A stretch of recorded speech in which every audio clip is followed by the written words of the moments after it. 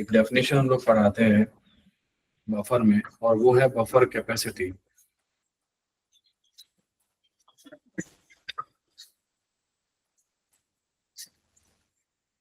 Buffer capacity क्या होता है? बफर कैपेसिटी, बफर कैपेसिटी होता है कि ये डेफिनेशन जो है ना वो है कि number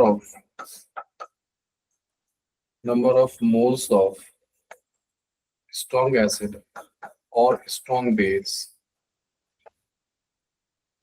added to 1 liter buffer solution, 1 liter buffer solution divided by change in pH.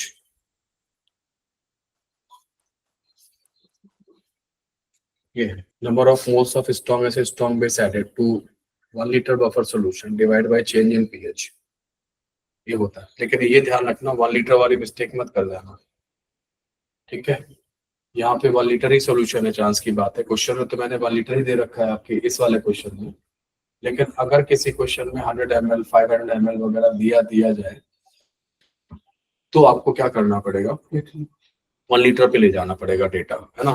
फिलहाल जैसे इस क्वेश्चन की बफर कैपेसिटी निकाले तो इसमें क्या किया गया है, कितने मोल्स NaOH के कितने बने मिलाए गए हैं? 0.9/11। बोलो, number of moles of strong acid strong base added to 1 litre buffer solution. तो हमने 0.9/11 मोल मिलाए, है ना? तो जैसे क्वेश्चन आ जाए आपका, क्वेश्चन नंबर कौन सा, 6 नंबर है ना ये, ठीक है? तो आप कह सकते हैं कि फाइंड बफर कैपेसिटी ऑफ अब क्वेश्चन, ठीक है? तो बफर कैपेसिटी का क्या हो जाएगा बताओ? 0.9/11 तो आपने क्या बनाया, मिलाया, मोल मिलाया किसमें? 1 लीटर बफर सॉल्यूशन में। अगर हमारा बफर सॉल्यूशन 100 ml होता तो 0.9/11 को अपने को 10 से मल्टीप्लाई करना पड़ेगा कि 100 ml में 0.9/11 तो 1000 में कितना, वो करना पड़ेगा, वो प्रोपोर्शन आपको लाना पड़ेगा। और चेंज इन पीएच कितना था इस क्वेश्चन में? 1 यूनिट था, ठीक है? तो इसकी जो बफर कैपेसिटी है वो 0.9/11 ही रहेगी, ये इसका आंसर है। तो इस तरीके का न्यूमेरिकल भी आपको मिल सकता है बफर कैपेसिटी वगैरह। बफर कैपेसिटी का यूनिट मोल ही होता? हाँ, मोल per unit change in pH आएगा, वही आएगा, और मोल ही आएगा, क्योंकि बफर कैपेसिटी मोल को ही यूनिट कर रही है एक तरह से। Okay sir. कितने मोल मिलाने पे कितना पीएच नहीं हो रहा, तो मोल ही आना चाहिए, है ना? इस तरीके से आगे काम करें, ठीक है? बफर कैपेसिटी में एक डेरिवेशन और होता है, एक अलग तरीके का जो है ना सिचुएशन क्रिएट होगा बफर कैपेसिटी में, वो लिख लो।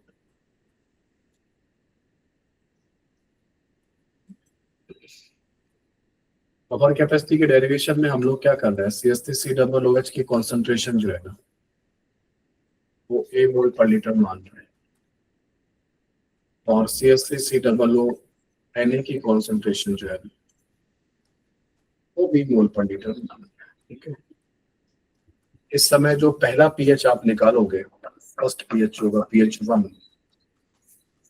मेरे ख्याल से pK plus log salt upon acid मतलब P/E, इसमें किसी में कोई आपत्ति नहीं होगी, ये होगा, है ना? उसके बाद आप क्या करो, क्योंकि आपको बफर कैपेसिटी पे काम करना है, तो आप लिखो let x mole NaOH is to be added to the solution। आपने क्या किया, x मोल NaOH मिला दिया। NaOH किससे रिएक्ट करेगा? एसिड के साथ। तो इसकी कॉन्सेंट्रेशन क्या करेगा, कम कर देगा, बोलो। और किसको बना के लाएगा? Sodium acetate. ये ठीक लग रहा है आपको? सही लिखा मैंने, ये होगा, बोलो। जो आपने NaOH मिलाया था उसने क्या किया था, जैसे आपने यहाँ पे A मोल NaOH मिलाया था तो उसने एसिटिक एसिड को 0.1 माइनस ए कर दिया या 0.1 प्लस ए कर दिया, तो वही मैं कर रहा हूँ, है ना, A माइनस एक्स और B प्लस एक्स, है ना, उस तरीके से कर लो। जो नया pH होगा वो क्या हो जाएगा, वो होगा pK plus log B plus X by A. B plus x salt upon acid A minus x. ये आपका दूसरा pH होगा जो पहले वाले से ज्यादा होगा या कम होगा, ज्यादा होगा, ठीक है। क्योंकि आपको बफर कैपेसिटी निकालनी है तो चेंज इन pH भी जानना पड़ेगा, क्योंकि बफर कैपेसिटी के डिनोमीटर में चेंज इन pH आता है। कि बफर कैपेसिटी के डिनोमीटर में अभी देखा था ना आपने, फॉर्मूले में क्या था, चेंज इन pH है, number of moles of NaOH वो तो एडेड था ही, डिवाइड बाई क्या था, change in pH। Change in pH निकाल दीजिए, कितना आएगा, डेल्टा pH। डेल्टा pH आ जाएगा pH2 माइनस pH1। तो pH2 क्या होगा, लॉग इसका माइनस कर दो, सीधा लिख दो मैं, B plus x A minus x, pK cancel हो जाएगा, ये लॉग B अपॉन A आ जाएगा, वही आएगा क्या, हाँ सर। दोनों का पीके पीके कैंसिल हो जाएगा, है ना, ये माइनस ये लॉग के टर्म नीचे में आ जाएगा सर, है ना। अब लॉग वो m/n उसका कर लो, ये नहीं कर लो, तो ये हो जाएगा लॉग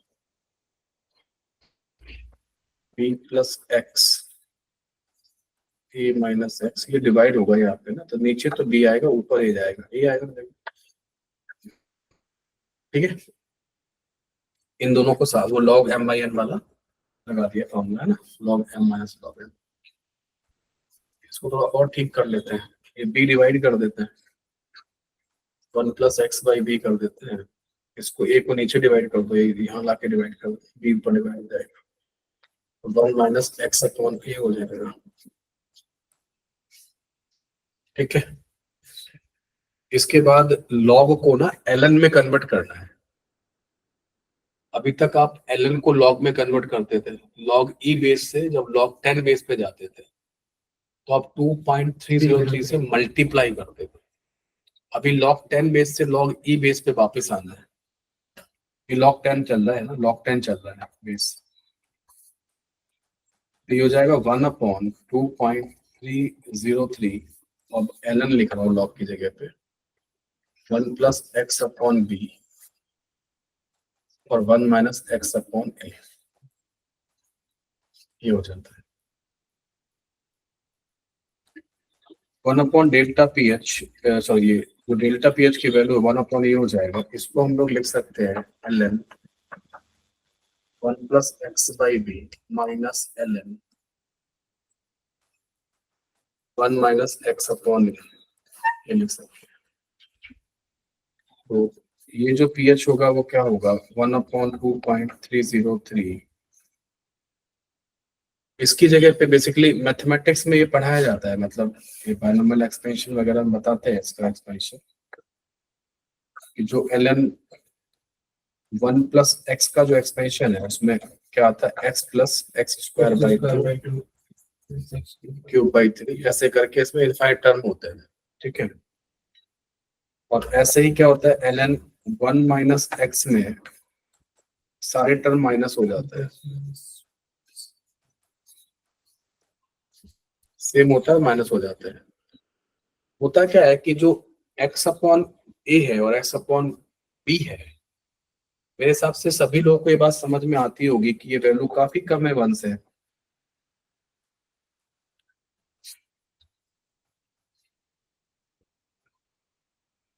यार है बात समझ में, क्या आप थोड़ा सा ही तो NaOH मिलाओगे यार, ए और बी मोल तो क्या है, इनकी कॉन्सेंट्रेशन है भाई, एसिटिक एसिड की और इनकी कॉन्सेंट्रेशन में, उसमें आप एक्स मोल NaOH मिला रहे हो तो बहुत थोड़ा, एक आध दो ड्रॉप 3-4 कुछ थोड़ा सा ही मिलाओगे ना, बफर कैपेसिटी देखने के लिए, ये तो ना कि बिल्कुल NaOH बहुत ज्यादा मिला तो एक्स काफी छोटा है ए और बी से, तो एक्स अपॉन ए की वैल्यू क्या होगी, काफी 1 से काफी छोटी होगी, और उस वजह से क्या होता है कि हायर टर्म जो होते हैं वो क्या हो जाते हैं, निग्लेक्ट हो जाते हैं।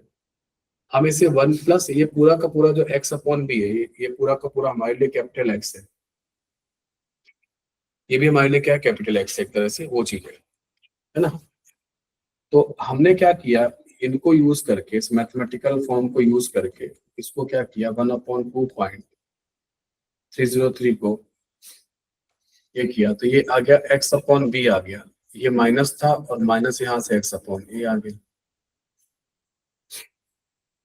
तो माइनस माइनस हो गया प्लस, तो ये आ गया 1/2.303 और यहाँ से जो है ना ये बन गया x upon B plus x upon A. x common करके उसका एलसीएम ले लो, x को कॉमन करके जब एलसीएम लोगे तो हो जाएगा 1/2.303, x कॉमन हो गया, इसका एलसीएम ले लेना, हो जाएगा a plus b upon a b. एक मिनट बोर्ड पे ध्यान देना। बफर कैपेसिटी जो है वो क्या है, क्या आपका फॉर्मूला क्या है, जब आप बफर कैपेसिटी निकालोगे तो बफर कैपेसिटी में ऊपर क्या लिखा जाता है, Moles of एरेड है ना, वही लिखा जाएगा। तो ये आपने एक्स मोल मिलाया था ना एनओएच को, तो वो ऊपर लिखो divide by change in pH, तो डेल्टा पीएच नीचे लिखो, ये तुमको चाहिए। मतलब एक्स जो है ना डेल्टा पीएच यहाँ डिवाइड कर दो तो एक्स अपॉन डेल्टा पीएच आ जाएगा, ये सब इधर भेज देना। यहाँ सब भेजोगे ना तो बेसिकली क्या हो जाएगा, 2.303 a b upon a plus b. ये एक स्टैंडर्ड फॉर्मूला है किसका, बफर कैपेसिटी का। मतलब अगर आपके क्वेश्चन में ये सब कुछ भी नहीं देते हैं कि कितने मोल एनओएच मिला रहा है, कितने मोल एस्टिक एसिड मिला रहा है, सिंपल क्वेश्चन था भाई बफर बफर सॉल्यूशन कितना है, 0.1 मोल पर लीटर एस्टिक एसिड और 0.1 मोल पर लीटर सोडियम एसिटेट। तो केवल अगर आपको ए और बी का डेटा है, ए और बी क्या थे, ए और बी क्या थे, ए और बी जो थे वो एस्टिक एसिड और सॉल्ट की कॉन्सेंट्रेशन थे। अगर आपको केवल इतनी ही इंफॉर्मेशन है, ठीक है, तो फिर क्या करो, तो फिर जो है ना आप बफर कैपेसिटी ऐसे निकाल सकते हो, थ्योरेटिकली निकाल सकते हो। अगर आपको ये फॉर्मूला नहीं पता है तो फिर आप क्या करोगे, आप ये वाला काम करना, ये वाला काम आपको लैब में करना पड़ेगा, है ना, ये वाला काम आपको लैब में करना पड़ेगा ताकि आपको ये पता चल सके कि आप कितना एनएच मिलाएं कि पीएच का वैल्यू 1 से चेंज हो जाए। तो ये जो फॉर्मूला है वो सिर्फ NaOH मिलाने पे है कि HCl मिलाने के लिए? ये दोनों पे ही है, दोनों के लिए है। नहीं, AB/A+B। हाँ ये दोनों के लिए है। Okay sir.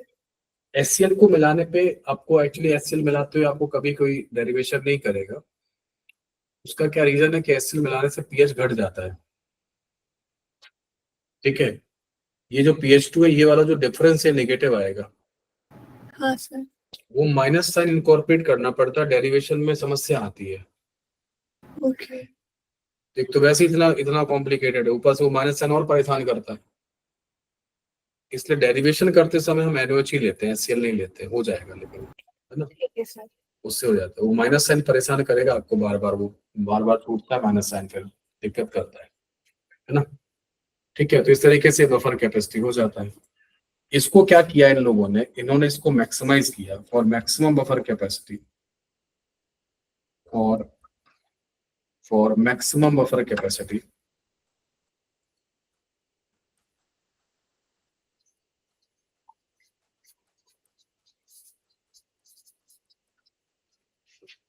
क्या हुआ कि ये कहा गया कि A इक्वल टू बी होना चाहिए, वो जो था ना कौन सा अरिथमेटिक और ज्योमेट्रिक मीन वाला जो था, वो वाला कॉन्सेप्ट लगाया। हाँ, तो वो तभी एक ज्यादा आएगा जब क्या होगा कि A इक्वल टू बी होगा। इनका कहना ये था कि जब वीक एसिड और सॉल्ट की कॉन्सेंट्रेशन जब बराबर होती है ना, वो सबसे अच्छा बफर माना जाता है, उसकी सबसे ज्यादा कैपेसिटी होती है। बफर कैपेसिटी मतलब पीएच को रजिस्टर करने की सबसे ज्यादा क्षमता, ठीक है, बफर कैपेसिटी वो होता है। बफर कैपेसिटी ज्यादा का मतलब वो पीएच को ज्यादा रजिस्ट, पीएच परिवर्तन को ज्यादा रजिस्ट कर पाएगा।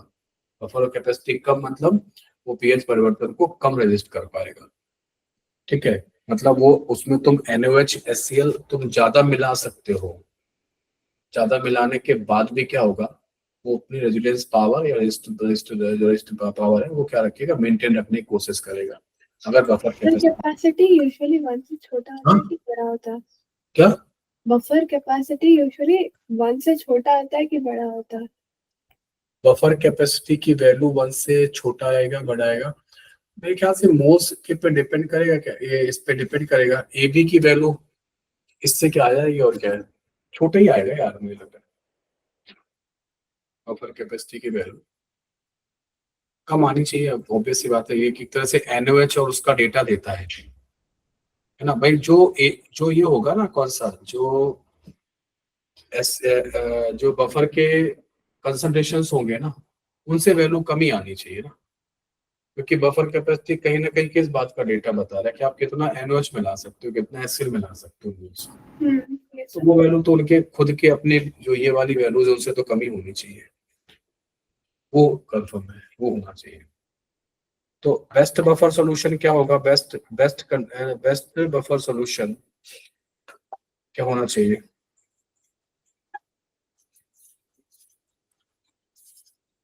वो हो जाता है pH बराबर, ठीक है, ये सबसे अच्छा होता है, ठीक है। और यहीं से हमें क्या मिल जाती है, यहीं से हमें वर्किंग रेंज मिल जाती है, working range of buffer solution.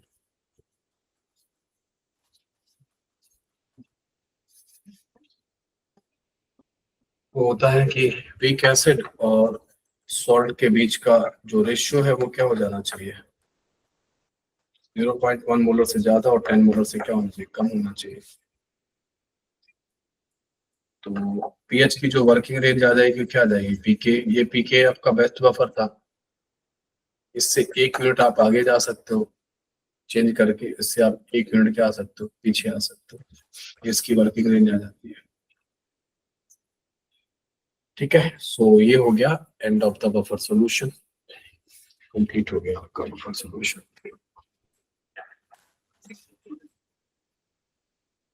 Next topic जो होगा वो सॉल्ट